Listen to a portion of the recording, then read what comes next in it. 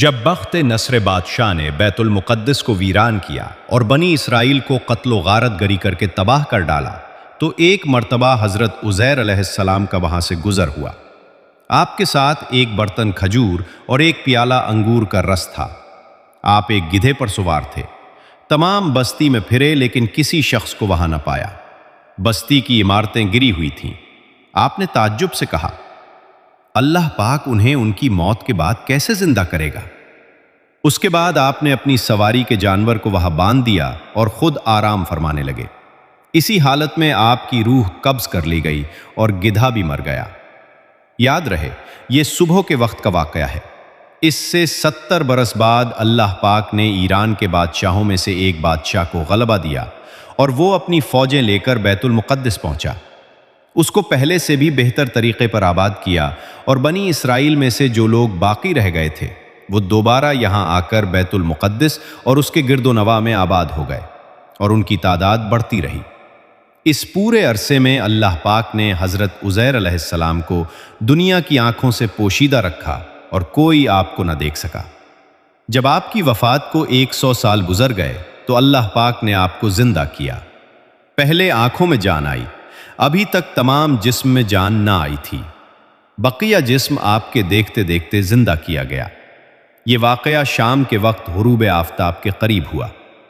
اللہ پاک نے حضرت عزیر علیہ السلام سے فرمایا، تم یہاں کتنے دن ٹھہرے؟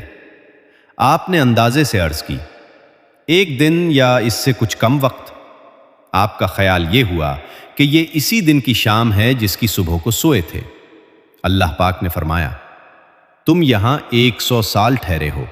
اپنے کھانے اور پانی یعنی کھجور اور انگور کے رس کو دیکھو کہ ویسا ہی صحیح سلامت باقی ہے، اس میں بو تک پیدا نہیں ہوئی، اور اپنے گدھے کو دیکھو کہ اس کا کیا حال ہے۔ چنانچہ آپ نے دیکھا کہ وہ مر چکا ہے، اس کا بدن گل گیا اور اعضاء بکھر گئے ہیں، صرف سفید ہڈیاں چمک رہی تھی۔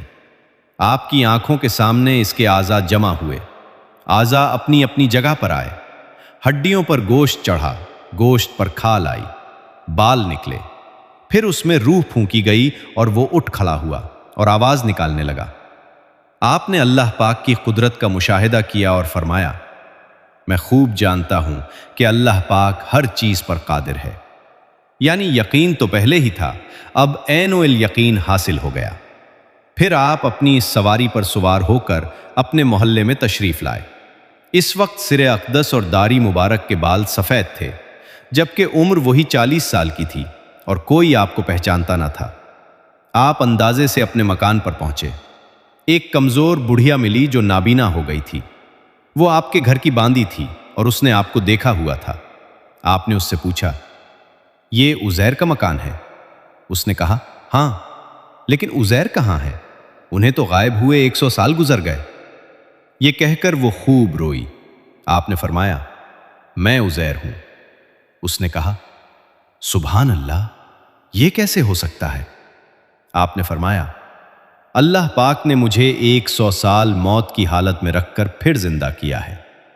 اس نے کہا، حضرت عزیر علیہ السلام مستجاب الدعوات تھے، جو دعا کرتے قبول ہوتی تھی۔ آپ دعا کیجئے، میری آنکھیں دوبارہ دیکھنا شروع کر دیں تاکہ میں اپنی آنکھوں سے آپ کو دیکھوں۔ آپ نے دعا فرمائی تو وہ عورت بینا ہو گئی۔ آپ نے اس کا ہاتھ پکڑ کر فرمایا، خدا کے حکم سے اٹھ۔ یہ فرماتے ہی اس کے معذور پاؤں درست ہو گئے۔ اس نے آپ کو دیکھ کر پہچانا اور کہا، میں گواہی دیتی ہوں کہ آپ بے شک حضرت عزیر ہیں۔ وہ آپ کو بنی اسرائیل کے محلے میں لے گئی۔ وہاں ایک محفل میں آپ کے بیٹے موجود تھے جن کی عمر 118